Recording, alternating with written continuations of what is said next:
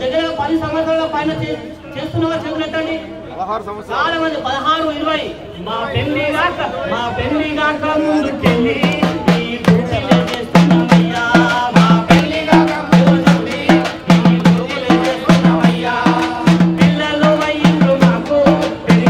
అన్న చెప్పండి అన్న, ఎక్కడ నుండి వచ్చారు, అసలు మీ సమస్య ఏంటిది, గవర్నమెంట్ దృష్టికి అసలు ఏం తీసుకెళ్లాలనుకుంటున్నారు?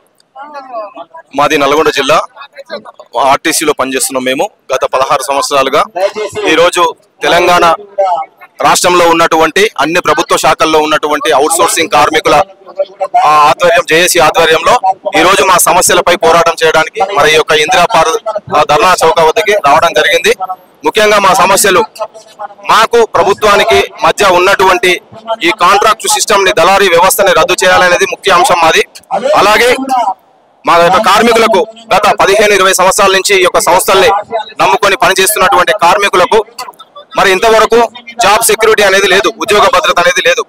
ఫస్ట్ ఆఫ్ ఆల్ మాకు ఈ కాంట్రాక్ట్ విధానాన్ని రద్దు చేసి మాకు ఉద్యోగ భద్రత కల్పించి ఈ ఆర్టీసీ సంస్థనే నమ్ముకొని గత 20 సంవత్సరాల నుంచి పనిచేస్తున్నటువంటి వ్యక్తుల్ని గుర్తించి, కార్మికులను గుర్తించి వాళ్ళకు ఐడి కార్డులు ప్రొవైడ్ చేయాలని, అలాగే ఇప్పుడు గవర్నమెంట్ ఏదైతే పోస్టులు వేయబోతుందో మాకు కూడా దాంట్లో అవకాశాలు కల్పించాలని, దశల వారీగా మమ్మల్ని రెగ్యులర్ చేయాలని చెప్పి మేము గత 16 సంవత్సరాల నుంచి ఈ యొక్క పోరాటం చేయడం జరుగుతుంది.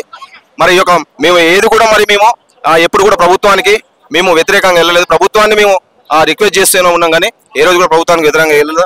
కావున మా యొక్క మా సంస్థలలో ఉన్నటువంటి ఈ యొక్క ముఖ్యమైన అంశాలను మీరు తీర్చాలని మా యొక్క ఈ రాష్ట్ర వ్యాప్తంగా ఈరోజు న్యాయపరమైన శాంతియుత ధర్నా చేపట్టడం జరిగింది. మీకు ఈ గవర్నమెంట్ మీద నమ్మకం ఉన్నది? అంటే గత ప్రభుత్వం ఎలాగో మీకు చేయలేదు, 10 సంవత్సరాలు పరిపాలించారు, లేదా ఎలాగో చేయలేదు. మీకు ఈ గవర్నమెంట్ మీద, రేవంత్ సర్కార్ మీద మీకు ఎలాంటి నమ్మకం ఉన్నదా? ఇప్పుడు గత ప్రభుత్వం మేము తెలంగాణ ప్రత్యేక రాష్ట్రం ఏర్పడితే మా బతుకులు మారుతాయని అనుకున్నాం. మేము అదే తెలంగాణ ఉద్యమంలో భాగస్వాములమైన మేము అన్ని డిపార్ట్మెంట్ల నుంచి ఆ రోజు సకల జనుల సమ్మెలో ఆర్టీసీ నుంచి మేము ముఖ్య పాత్ర పోషించడం కూడా జరిగింది.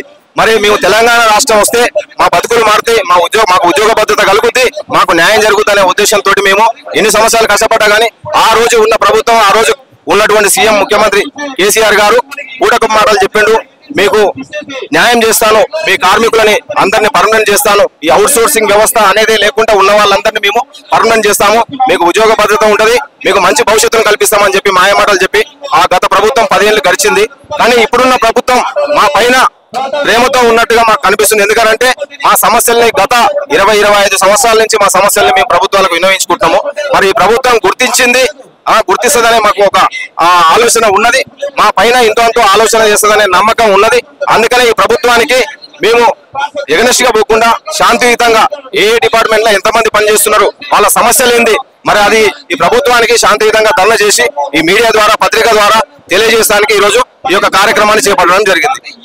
తెలంగాణ రాష్ట్రం ఏర్పడేటప్పుడు అవుట్ సోర్సింగ్ ఉద్యోగులకు చాలా కీలక పాత్ర పోషించారు. అవుట్ సోర్సింగ్ ఉద్యోగులు మరొక స్టెప్ అనేది, ఒక పెట్టు అనేది ఎక్కారు. కానీ ఇప్పటికీ వాళ్ళకి అసలు న్యాయం ఇంతవరకు, తెలంగాణ వచ్చి 10 సంవత్సరాలు అయినా కూడా వాళ్ళకి ఇంతవరకు న్యాయం అనేది జరుగుతలేదు. దాన్ని మీరు ఎలా చూస్తారు? ఇప్పుడు మీ అదేనండి, తెలంగాణ ప్రత్యేక రాష్ట్రం ఏర్పడితే మా బతుకులు మారుతాయని చెప్పి ఈ ప్రభుత్వ శాఖల్లో ఉన్నటువంటి ప్రతి అవుట్ సోర్సింగ్ కార్మికుడు భాగస్వాములమైన, ప్రాణాలకు తెగించి ఢిల్లీ వరకు, గల్లీ నుంచి ఢిల్లీ వరకు కూడా ఉద్యమంలో భాగస్వాములమైన, మా హక్కుల సాధన కోసం మాకు ప్రత్యేక తెలంగాణ రాష్ట్రం ఏర్పడితే మా బతుకులు మారుతాయి, మాకు ఒక భరోసా కల్పిస్తాయి, మా కుటుంబాలు తినేటువంటి ఒకటి 3 పూటలు తృప్తిగా తినగలుగుతాము, మాకున్న సమస్యలన్నీ గట్టెక్తాయి అనే ఉద్దేశంతో మేము ఆ రోజు భాగస్వాములమైన ఉద్యమంలో.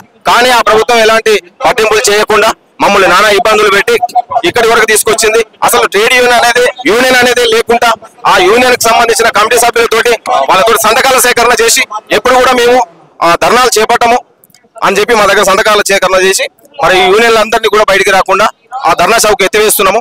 ఎలాంటి కార్మికులకు అన్యాయం జరగదు, అందుకని ఈ యొక్క ధర్నా చౌక్ ఎత్తేస్తున్నాము. అందరి కార్మికులకు మేము సపోర్ట్ చేస్తాము, న్యాయంగా వాళ్ళ కోరికలు మేము తీరుస్తామని చెప్పి ఆనాడు ప్రభుత్వం ఉన్నది, కానీ ఏది చేయలేదు.